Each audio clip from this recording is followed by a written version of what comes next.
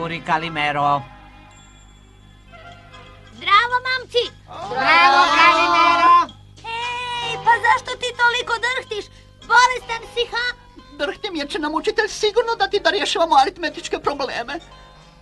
Čudna mi čuda, mali aritmetički problem. Siguran sam da ću sačuvati svoju peticu.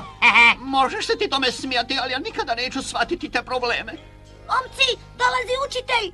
A sada molim pazite, uzmite svi olovku i papir. Pitanje. Vaša majka ide u dućan i kupuje 15 jaja i plaća 10 para za komad. Koliko je platila za sva jaja? Prije nego što počnete, saslušajte me. Prvoga od vas kojeg uhvatim da prepisuje postaću kući. Je li jasno? Jasno! Joj, meni da vidimo, to je problem o jajima, a ako ja bilo što znam o nečem, onda su to jaja. Samo trenutak. O, pa da, pa to je tako lako. Hajde, momci, pišite odgovore.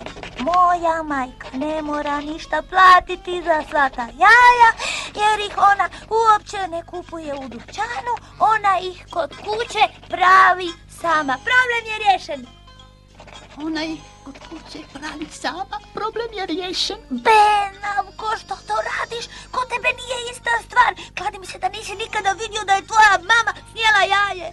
Kalimero, što radiš tamo? Ništa, želio sam pogledati što je zečić napisao. A tako, dakle, ti si želio od njega prepisati odgovor, zar ne? Ma ne, ja sam samo želio da Da sam ja rekao, izlazi! Ali, gospodine učitelju! Gubi se odade, lažljivi nevaljalče, gubi se! O, kakav postupak! Evo što sam dobio zato što sam točno odgovorio na pitanje. Ma uvijek stradaju maleni, to je nepravda. Ali reći ću ja njima kad odrastem.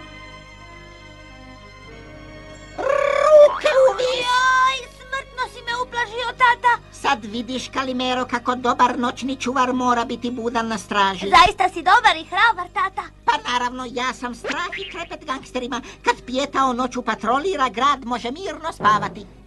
Kako bi te ja volio vidjeti u akciji. Bili, ha? Onda pođi sa mnom, Kalimero. Kalimero, sada ćeš naučiti nešto o opasnostima zvanja noćnog čuvara. Zaista, tata? Vidiš li, netko je zaboravio zaključati svoj dućan, ali dok sam ja tu, grad može mirno spavati. Prestanite galamiti! Kalimero, to ti je posao koji traži najveće strpljenje, poštenje i marljivost. O, izvanredan si, tata. A sad se moram popeti na toranj zbog nadzora. Kalimero, drži na oku automobil. Hoću, tata. Pogledajte ovo, to je upravo automobil kakav nam je potreban za pljačku. Izgleda spreman za smetište. O, da. A ja bi se okadio da ga ne možeš ni To upaliti. nije istina. Ma nemoj, što ne kažeš? Pa to je automobil prskao munja. Kao munja? Pa da, provozaj se s tim za pokus oko bloka. A, dobro, moramo mu dati priliku. Što rade ti štakori u mom automobilu? Dopustio sam da se provozaju oko bloka. Stanite ili pucam! Ma ne brini, tata, vratit će ga.